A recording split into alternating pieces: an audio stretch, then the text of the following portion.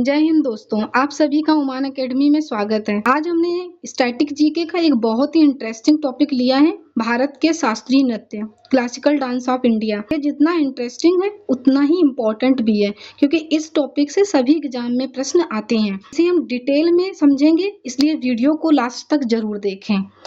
चलिए शुरू करते हैं। भारत के प्रमुख शास्त्रीय नृत्य। सबसे पहले हम कुछ और जानकारी देख लेते हैं।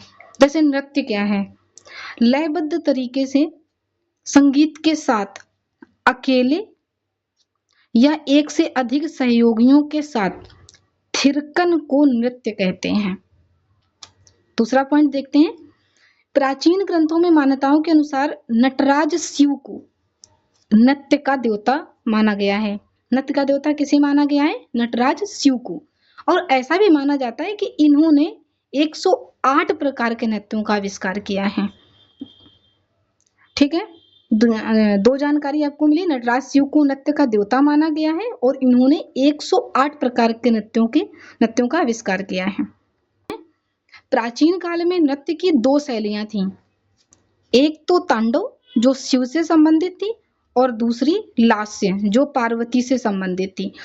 इसी लास्य के द्वारा नृत्य और भरतनाट्यम नृत्य की उत्पत्ति हुई है। आगे चलकर भरतनाट्यम से ही सभी शास्त्रीय नृत्य की उत्पत्ति होती है, क्योंकि भरतनाट्यम को सभी शास्त्रीय नृत्यों की जननी माना जाता है। तो ये प्रश्न पूछा गया था कि सभी शास्त्रीय नृत्यों की जननी किसे माना जाता है, किस शास्त्रीय नृत्य को माना जाता है? तो उसका प्रश्न उत्तर क्या होगा? भरतनाट्यम। ये स्लाइड आपके लिए इंपॉर्टेंट नहीं है, ये जो मेंस आंसर लिखते हैं ये उनके लिए है, तो मैं इसे स्किप कर देती हूँ, इससे प्रश्न नहीं बनते हैं। भारतीय नृत्य मुख्यतः 3 प्रकार के होते हैं, जैसे शास्त्रीय नृत्य, लोक नृत्य और जनजातीय नृत्य। तो आज का हमारा जो टॉपिक है वो है भारतीय शास्त्रीय नृत्य का। अब अगर पूछा जाए कि भारतीय शास्त्रीय नृत्य कितने प्रकार के हैं या कितने भागों में बांटा गया है, तो 8 भागों में बांटा गया। और ये प्रश्न कई बार पूछा गया है कि भारतीय शास्त्रीय नृत्य के कितने भाग हैं। तो भारतीय शास्त्रीय नृत्य को 8 भागों में बांटा गया है। ये 8 भाग हम आगे पढ़ लेते हैं। देखो, सबसे नया इसमें है सबसे नया है सत्रिया। 8 प्रकार के नृत्य हैं। संगीत नाटक अकादमी जो भारत की है, संगीत नाटक अकादमी, इसके द्वारा शास्त्रीय नृत्य को डिक्लेयर किया जाता है। तो इन्होंने 8 प्रकार के शास्त्रीय नृत्यों को बताया है, घोषित किया है। तो सबसे पहला है भरतनाट्यम जो तमिलनाडु से संबंधित है। कथकली और मोहिनीअट्टम ये दोनों केरल से संबंधित है। कुचिपुड़ी आंध्र प्रदेश से संबंधित है। ओडिसी उड़ीसा से संबंधित है। कथक उत्तर प्रदेश से संबंधित है। मणिपुरी मणिपुर से संबंधित है। सत्रिया असम से संबंधित है। अब इसमें क्वेश्चन कैसे बनते हैं? तो इसमें सीधे से सीधे क्वेश्चन ऐसे ही बन जाएगा कि कौन सा शास्त्रीय नृत्य किस राज्य से संबंधित है। तो बहुत ध्यान से देखना, भरतनाट्यम तमिलनाडु से है, लेकिन एक स्टेट के 2 हैं। केरल के 2 शास्त्रीय नृत्य हैं, कथकली और मोहिनीअट्टम। और ऐसा प्रश्न पूछा गया है कि कौन सा ऐसा स्टेट है जिसके 2 शास्त्रीय नृत्य हैं। तो आपको दिख रहा है स्लाइड पे, कथकली और मोहिनीअट्टम ये 2 शास्त्रीय नृत्य केरल से हैं। कुचिपुड़ी आंध्र प्रदेश से, ओडिसी और मणिपुरी बहुत ईजी है, ये नाम से ही पता है। ओडिसी उड़ीसा से, कथक उत्तर प्रदेश से, मणिपुरी मणिपुर से है। सत्रिया सबसे नया है, ये 8वां है। ये अभी सन 2000 में इसे संगीत नाटक अकादमी द्वारा डिक्लेयर किया गया है कि इसे अब शास्त्रीय नृत्य के अंतर्गत रखा जाएगा। अब हम आगे एक एक शास्त्रीय नृत्य के बारे में डिटेल से पढ़ेंगे और यहाँ से बहुत क्वेश्चन बनते हैं। अब वो समय चला गया जब सीधे डांस फॉर्म को सीधे उसके स्टेट से पूछते थे। हालांकि वैसे भी क्वेश्चन बनते हैं, लेकिन अब क्वेश्चन यहाँ से बनने लगे हैं जो हम अब कवर करेंगे डिटेल में। जैसे भरतनाट्यम को अगर पूछा जाए कि एकल नृत्य कौन सा है, तो आप कहेंगे भरतनाट्यम।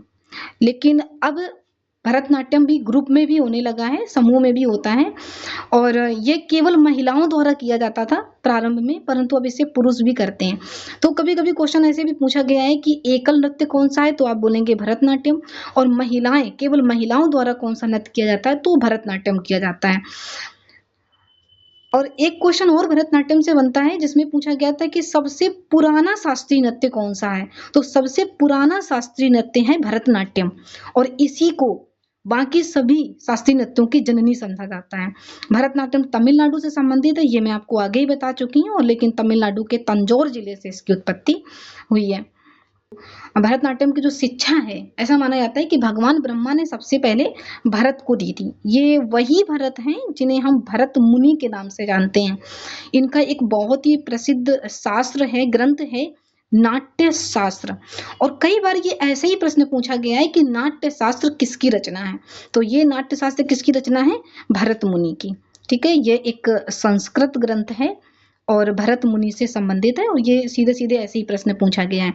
भरतनाट्यम के बारे में अगर हम अन्य नाम के बारे में जानने की कोशिश करें तो ये सदीरट्टम और दासीअट्टम, इसे इन नामों से भी जाना जाता है भरतनाट्यम को। तो एक बार प्रश्न पूछा गया था कि भरतनाट्यम का पुराना नाम क्या है या अन्य नाम क्या है। तो इसके दो अन्य नाम है, एक सदीरट्टम और एक दासीअट्टम।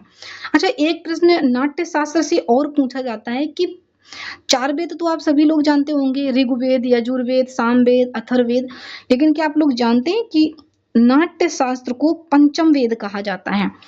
नाट्य शास्त्र को पंचम वेद कहा जाता है, ये याद रखना आप। नेक्स्ट देखते हैं हम। अब मैंने भरतनाट्यम को देख लिया किस स्टेट से बिलोंग करता है, मैंने भरतनाट्यम की विशेषताएं भी देख ली। अब हम देखते हैं, एक प्रश्न और बनता है कि भरतनाट्यम के कलाकार कौन से हैं। तो पूछ लिया जाता है निम्न में से कौन भरतनाट्यम के कलाकार हैं। तो अब चूंकि पहले इसको केवल महिलाएं करती थी, लेकिन अब इसमें पुरुष भी करने लगे हैं, तो ये इसमें महिला कलाकार और पुरुष कलाकार दोनों हैं। तो सबसे पहले महिला कलाकार देखते हैं। तो सबसे प्रसिद्ध नाम आता है यामिनी कृष्णमूर्ति, पद्म सुब्रमण्यम, अलारमेलवल्ली, मृणालिनी साराभाई, बहुत ही फेमस नाम है, मल्लिका साराभाई, मीनाक्षी सुंदरम पिल्लई, सोनल मानसिंह, वैजंती माला, स्वप्न सुंदरी, लीला सैमसन, बाला सरस्वती, ये महिला कलाकार हैं। और पुरुष कलाकार में रेवंत साराभाई, उदय शंकर, नटराज रामकृष्ण, विजय माधवन, सीवी चंद्रशेखरन। ये सभी जितने भी नाम मैंने लिए हैं, जितने भी नाम मैंने इस स्लाइड पर लिखे हैं, ये सभी नाम किसी न किसी एग्जाम में पूछे गए हैं, सभी प्रीवियस ईयर क्वेश्चन पेपर हैं। अच्छा, एक प्रश्न आप मुझे इसमें बताइएगा, अभी पद्म अवार्ड दिए गए हैं 2024 के, 2024 के पद्म अवार्ड मिले हैं, और इसमें वैजंती माला को पद्म अवार्ड दिया गया है। तो आप लोग कमेंट बॉक्स में बताइएगा कि वैजंती माला को किस कैटेगरी का पद्म अवार्ड दिया गया है। 3 प्रकार के पद्म अवार्ड होते हैं, पद्म विभूषण, पद्म भूषण और पद्म श्री। तो आप ये कमेंट करके बताइए कि किस कैटेगरी का पद्म अवार्ड मिला है। अब हमारा नेक्स्ट जो है वो है कथकली। ये कथकली और मोहिनी अट्टम दो डांस फॉर्म हैं जो केरल से बिलोंग करते हैं। तो अभी हम कथकली को डिटेल से पढ़ते हैं। तो देखो, कथकली शब्द दो शब्दों से मिलकर बना है, एक कथा और दूसरा कली। तो कथा का अर्थ है कहानी और कला का अर्थ है कला, या कली का अर्थ है कला या प्रदर्शन। एक ये पॉइंट देख लेते, इतना इंपॉर्टेंट नहीं है कि चरित्र की दृष्टि से कथकली नृत्य की 3 कैटेगरीज हैं, जैसे सात्विक होता है, राजसिक होता है, तामसिक होता है। ये डीप प्रश्न है, फिर भी देख लिया, इतना इंपॉर्टेंट नहीं है आपके लिए। नेक्स्ट, अगर हम एक इम्पॉर्टेंट पॉइंट, ये प्रीवियस ईयर क्वेश्चन पेपर है, इसे मैंने वन लाइनर पॉइंट में ले लिया है कि जो ये कोटारकरा तंपुरान है, ये राजा थे, इन्होंने एक नाट्य शुरू किया था जिसका नाम था राम नाट्यम, और यही राम नाट्यम आगे चल करके कथकली में परिवर्तित हो जाता है। इसके बाद में आता है कि कथकली केरल के किन क्षेत्र में प्रसिद्ध है, ये भी प्रश्न पूछा गया है। तो ये मालाबार में, कोचीन और त्रावणकोर, ये तीनों क्षेत्र केरल के हैं, ये वहीं पर प्रचलित है। अच्छा, एक प्रश्न ये मैं बता देती हूँ, मालाबार कहाँ है। तो आपने अगर भूगोल पढ़ा होगा तो ये जो प्रायद्वीपीय भारत है, इसके वेस्टर्न पार्ट में जो ये केरल का भाग है, इसको कहते हैं मालाबार, ये है मालाबार। और इसे कहते हैं कोरोमंडल, ये तमिलनाडु वाली एरिया है, इसको कोरोमंडल कहते हैं। हमारे जो प्रायद्वीपीय जो कोस्टल एरिया है, इनके सभी तटों के अपने अपने नाम हैं। अभी हम इतना समझ लेते हैं कि मालाबार, ये केरल का जो ये एरिया है, इसको कहते हैं मालाबार और इसको कहते हैं कोरोमंडल। ठीक है, बाकी हम जब ज्योग्राफी पढ़ेंगे तब वहां समझेंगे। यह केवल पुरुषों द्वारा किया जाता है। वैसे तो अब इसे महिलाएं भी करती हैं, पर ये पुरुषों द्वारा भी किया जाता है। हर चीज में परिवर्तन होता है, और नृत्य में भी अब स्त्री पुरुष में कोई भेद नहीं रह गया है। सभी लोग अपनी अपनी कला का प्रदर्शन कर रहे हैं, इसलिए अब हर क्षेत्र में महिला पुरुष दोनों आगे बढ़ रहे हैं। तो अब ये पुरुषों के द्वारा महिलाओं के द्वारा इतना नहीं बटा है। केवल ये प्रश्न भी नहीं पूछा जाएगा, लेकिन फिर भी देख लेते हैं। अब एक प्रश्न बहुत इंपॉर्टेंट बनता है। ये भी क्वेश्चन पूछा गया है कि ऐसा कौन सा शास्त्रीय नृत्य है जिसकी कथाएं या उसकी जो स्टोरी होती है नृत्य की, वो महापुराणों से ली जाती है, या फिर महाकाव्य जो भारतीय हिंदू महाकाव्य हैं, जैसे महाभारत हो गया, रामायण हो गया, भारतीय महापुराण हो गया, यहाँ से लिया जाता है। तो ये क्वेश्चन पूछा गया है, ये लिया जाता है कथकली में। क्या प्रश्न बना था कि महाभारत और रामायण से कथा किस शास्त्रीय नृत्य में लिया जाता है? अटक कथा, तो ये साहित्यिक कथा होती है, अटक कथा कहते हैं। ये प्रश्न पूछा गया है कि कथकली का जो साहित्यिक रूप होता है उसका नाम क्या है, तो आप बताएंगे अटक कथा। ठीक है। और ये भी प्रश्न पूछा गया है कि ईश्वर व दैत्यों के बीच जो लड़ाई होती है वो किस शास्त्रीय नृत्य की विशेषता है, तो ये कथकली नृत्य की विशेषता है। एक प्रश्न और पूछा गया है कि मुखौटे का प्रयोग किस नृत्य में किया जाता है, तो ये भी कथकली में किया जाता है। और एक ये भी प्रश्न आया है प्रीवियस ईयर क्वेश्चन पेपर में कि किस रविंद्रनाथ टैगोर द्वारा किस नृत्य को बंगाल में लोकप्रिय बनाया गया। ठीक है, ये मैंने भी पढ़ा है। कथकली कहाँ का है? केरल का। तो अब इसको बंगाल में फेमस बनाया है रविंद्रनाथ टैगोर ने, तो किस नृत्य को बनाया? कथकली को।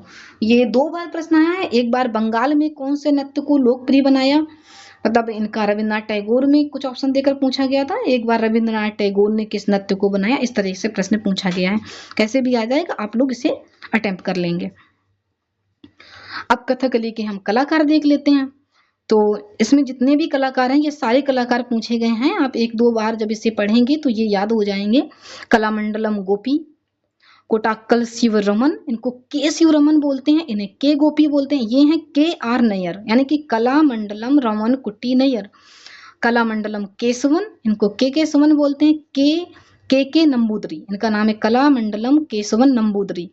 कनक रेले, गुरु गोपाल शंकर, रीता गांगुली, गोपीनाथ, रागिनी देवी, उदय शंकर, रुक्मणी देवी, अरुणडेल, सदानम कृष्ण कुट्टी, माधवम आनंद, ये सभी बहुत ही फेमस डांसर हैं कथकली के। और ये सारे प्रश्न किसी न किसी एग्जाम में जरूर पूछे गए, सारे प्रीवियस ईयर क्वेश्चन पेपर से उठाए हैं हमने।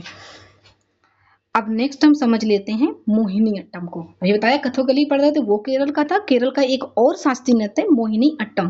तो मोहिनी अट्टम, मोहिनी शब्द को पहले समझ लेते हैं कि ये मोहिनी शब्द कहाँ से आया। तो आप सभी जानते होंगे कि भगवान विष्णु का एक रूप है, लिया था भगवान विष्णु ने मोहिनी। तो ये भगवान विष्णु का अवतार है और ये मोहिनी अट्टम उसी से संबंधित है। और भगवान विष्णु ने बहुत ही सुंदर और मनोहर रूप लिया था, इसलिए इसका अर्थ भी मोहिनी अट्टम का है, जिसकी मोहिनी सुंदरता दर्शकों पर छा जाए। तो ये तो इस शास्त्रीय नृत्य का अर्थ हो गया। आगे ऐसा भी बोला जाता है कि सर्वप्रथम इस नृत्य को भगवान विष्णु ने केरल के तट पर किया था। तो इसको वहाँ की जो महिलाएं हैं उनके द्वारा इस नृत्य को विष्णु भगवान के पुनर्जन्म की याद में मनाया जाता है, मतलब किया जाता है। मोहिनी अट्टम को अब एक प्रश्न इसमें पूछा गया था कि सफेद किनारीदार जो साड़ियां होती हैं, चमकीली किनारीदार किनारी होगी सफेद साड़ी अलंकृत, ये किस नृत्य में पहनी जाती है, ये प्रश्न पूछा गया था। तो ये है मोहिनी अट्टम, मोहिनी अट्टम में पहना जाता है। और एक प्रश्न और आया था, उसमें पूछा गया था कि इडक्का जो ये वाद्य यंत्र है ये किस शास्त्रीय नृत्य से संबंधित है। तो ये इडक्का शास्त्रीय नृत्य मोहिनी अट्टम से संबंधित है। ये सीजीएल में प्रश्न पूछा गया है। अब मोहिनी अट्टम से एक प्रश्न है, इतना इंपॉर्टेंट नहीं, एग्जाम में आ चुका है। मतलब कि मोहिनी अट्टम नृत्य कला में मोहिनी अट्टम नृत्य कला में सबसे पहले मास्टर डिग्री किसने हासिल की है। तो इनका नाम बहुत फेमस है, ये हैं सुनंदा, डॉक्टर सुनंदा नायर। अब इसके कलाकार देख लेते हैं। हेमा मालिनी, भारती शिवाजी, सुनंदा नायर, कलामंडलम राधिका, पल्लवी कृष्णन या पल्लवी कृष्णा दोनों नाम आते हैं, राधा दत्तापति, स्मिता राजन। ये सारे क्वेश्चन पूछे गए हैं, ये इनके प्रमुख कलाकार हैं। अब नेक्स्ट हम पढ़ते हैं कुचिपुड़ी, सॉरी नेक्स्ट डांस है हमारा कुचिपुड़ी, आंध्र प्रदेश से संबंधित है। कच्ची पुड़ी अंधा खा गया मतलब कुचिपुड़ी, ऐसे याद कर लीजिए। तो इसका नाम कैसे पड़ा, तो देखिए आंध्र प्रदेश में एक कृष्णा जिला है और उस कृष्णा जिले का एक ताल्लुक है दिवी। इतना इंपॉर्टेंट नहीं है, बस इतना जान लो कि वहाँ एक कुचिपुड़ी गांव है, उसी के नाम पर इस नृत्य का नाम कुचिपुड़ी पड़ा है। और यहाँ का जो ब्राह्मण समुदाय था वो इस नृत्य को करते थे। परंपरा के अनुसार यह नृत्य केवल पुरुषों द्वारा किया जाता है। मैंने कहा परंपरा के अनुसार यह केवल पुरुषों द्वारा किया जाता है, लेकिन अब इसमें महिलाएं भी काफी पारंगत हैं। कुचिपुड़ी नृत्य को आधुनिक समय में लोकप्रिय बनाने का श्रेय जाता है लक्ष्मी नारायण शास्त्री को। ये लक्ष्मी नारायण शास्त्री ने कुचिपुड़ी नृत्य के लिए बहुत अपना योगदान दिया है और इन्होंने इसको काफी लोकप्रिय बनाया है। एक प्रश्न आया था प्रीवियस ईयर में, ये टारगमम जो है ये किससे संबंधित है, तो ये कुचिपुड़ी से संबंधित है। अब कुचिपुड़ी के हम कलाकार देख लेते हैं। लक्ष्मी नारायण शास्त्री, अभी मैंने बताया इन्होंने आधुनिक समय में इसको बहुत लोकप्रिय बनाया है। यामिनी कृष्ण मूर्ति, ठीक है, ये भी कुचिपुड़ी से बहुत फेमस है। और मैंने इनको एक जगह पर और बताया था, याद है, भरतनाट्यम में, ये भरतनाट्यम से भी संबंधित है। मंजू भार्गवी, स्वप्न सुंदरी, और जितने ये रेड्डी हैं, राजा रेड्डी, राधा रेड्डी, कौशल्या रेड्डी, भावना रेड्डी, यामिनी रेड्डी, ये सभी कुचिपुड़ी से संबंधित हैं और ये काफी फेमस डांसर हैं। अब नेक्स्ट है ओडिसी। ओडिसी नृत्य को पुरातात्विक साक्ष्यों के आधार पर सबसे पुराने जीवित नृत्यों में से एक माना जाता है। ये भी बहुत ही पुराना शास्त्रीय नृत्य है और इसका तो उल्लेख शिलालेखों पर भी मिलता है। जो मंदिर के शिलालेख हैं या अदर शिलालेख हैं उन पे इसका वर्णन मिलता है। ये बृहदेश्वर नहीं है, ये ब्रह्मेश्वर है। ब्रह्मेश्वर मंदिर के शिलालेखों में दर्शाया गया है। और एक क्वेश्चन और पूछा गया था कि शिव मंदिर में कौन सा नृत्य किया जाता था, तो शिव मंदिर से संबंधित जो नृत्य है वो है ओडिसी। ये पहले शिव मंदिर में किया जाता था, शिव को समर्पित नृत्य था। अब एक प्रश्न और पूछा गया था कि ओडिसी नृत्य को किस संप्रदाय के द्वारा शुरू किया गया, तो ये महरिष संप्रदाय है, इसके द्वारा शुरू किया गया था। यह प्रश्न पूछा गया है, प्रीवियस ईयर क्वेश्चन पेपर का है। और यह एक पूरी आराधना की नृत्य शैली है, मतलब इसमें ईश्वर की आराधना होती है, ईश्वरीय प्रस्तुति की जाती है, इसीलिए यह शिव मंदिर में किया जाता था। इसके प्रमुख कलाकार संयुक्ता पाणिग्राही, सोनल मानसिंह, इनको मैंने एक जगह पे और बताया था, याद है, भरतनाट्यम में। माधवी मुदगल बहुत ही फेमस नाम है। केलुचरण मोहपात्रा बहुत ही फेमस है। चित्र कृष्ण मूर्ति, मधुमिता राउत, शर्मिला मुखर्जी, प्रियंवदा मोहनती, ये सभी नाम बहुत ही फेमस हैं जो ओडिसी से संबंधित है। नेक्स्ट देख लेते हैं कथक। दोस्तों अगर आपको हमारा वीडियो पसंद आ रहा है तो प्लीज लाइक करें, शेयर करें और सब्सक्राइब भी करें, तथा आपको और किस तरीके के वीडियो चाहिए या फिर आप कैसा और कुछ सुधार चाहते हैं तो आप प्लीज अपने इस कमेंट बॉक्स में जरूर बताएं। अब नेक्स्ट डांस हम देख लेते हैं कथक। कथक का अर्थ है कथा कहने वाला, मतलब इसमें हम किसी न किसी एक कथा को लेकर के और नृत्य के माध्यम से प्रदर्शित करते हैं, ठीक है। और एक प्रश्न पूछा गया था कि कथक का उल्लेख कहाँ मिलता है, तो कथक का उल्लेख ब्रह्म पुराण में मिलता है। नाट्य शास्त्र में तो मिलेगा ही क्योंकि इससे सभी शास्त्रीय नृत्यों की उत्पत्ति हुई है। संगीत रत्नाकर में भी मिलता है। प्राचीन काल में कथक को कुसलो के नाम से भी जाना जाता था, कुसलो, नटवरी। तो कथक के दो अन्य नाम क्या हैं, एक तो कुसलो और दूसरा नटवरी। इनके कुछ प्रमुख घराने हैं, 4 घराने बहुत फेमस है, लखनऊ घराना, बनारस घराना, जयपुर घराना और रायगढ़ घराना। लखनऊ घराने से लच्छू महाराज, बिरजू महाराज हैं। बनारस घराने से सितारा देवी हैं। जयपुर घराने से शोभना नारायण हैं और रायगढ़ घराने से कार्तिक राम और रामपाल ने। लखनऊ घराने में एक नाम और आता है शंभू महाराज, ठीक है, शंभू महाराज भी लखनऊ घराने से ही हैं। नेक्स्ट देखते हैं, मुस्लिम शासकों के समय कथक नृत्य बहुत प्रसिद्ध था। मध्यकालीन काल में जब मुस्लिम शासकों का काल होता है उस समय कथक नृत्य बहुत प्रसिद्ध था और इसे दरबार नृत्य के नाम से जाना जाता था। दरबार नृत्य के नाम से किसको जाना जाता था? कथक को। कथक के अन्य कलाकार देख लेते हैं, शंभू महाराज मैंने भी बताया आगे, बैजनाथ प्रसाद, गौरी शंकर, गोपी कृष्ण, मालविका सजर, विद्या गौरी आडकर, सुंदर प्रसाद, हजारी अग्रवाल, ये सभी कथक से संबंधित हैं। अब नेक्स्ट देख लेते हैं मणिपुरी, यानी कि मणिपुर से, इसे याद करना बहुत आसान है। मणिपुर नृत्य कहाँ संबंधित है? मणिपुर से। अब इसमें जो मुख्य है वो ये है कि इसमें हिंदू वैष्णव प्रसंग लिए जाते हैं, मतलब राधा और कृष्ण का प्रेम प्रसंग लिया जाता है। ये राधा और कृष्ण की प्रेम लीलाओं से संबंधित है। एक प्रश्न बहुत ही इंपॉर्टेंट है कि ये जो मणिपुरी नृत्य है ये किस उत्सव पर किया जाता है? तो इसका उत्सव है लाई हरोबा। अब एक प्रश्न ऐसे ही पूछ लिया जाता है कि लाई हरोबा कहाँ मनाया जाता है? तो ये पूर्वोत्तर राज्यों में मनाया जाता है, मणिपुर से संबंधित है और पूर्वोत्तर राज्यों में और भी मनाया जाता है। और इसी उत्सव के अवसर पर ये मणिपुरी नृत्य किया जाता है। मणिपुरी के कलाकार देख लेते हैं। इसमें सबसे इम्पोर्टेंट जो है ये मत भूलिएगा, झावेरी बहनें। इनमें झावेरी बहनें में नैना है, सदर्शना है, सुवर्णा है, फिर आगे और भी हैं, गुरु चंद्रकांता, गुरु अमली देवी, कलावती देवी, विभूति देवी, गुरु हरिचरण, रीता देवी, नीलमाधव मुखर्जी, ये सभी मणिपुरी नृत्य से संबंधित कलाकार हैं। अब लास्ट आता है सत्रिया, ये सबसे नया है। जितने भी क्लासिकल डांस हैं ये सबसे न्यू है और ये 15 नवंबर सन 2000 को संगीत नाटक अकादमी के द्वारा इसे डिक्लेयर किया गया था। इसको असम में फेमस बनाने का कार्य किसने किया?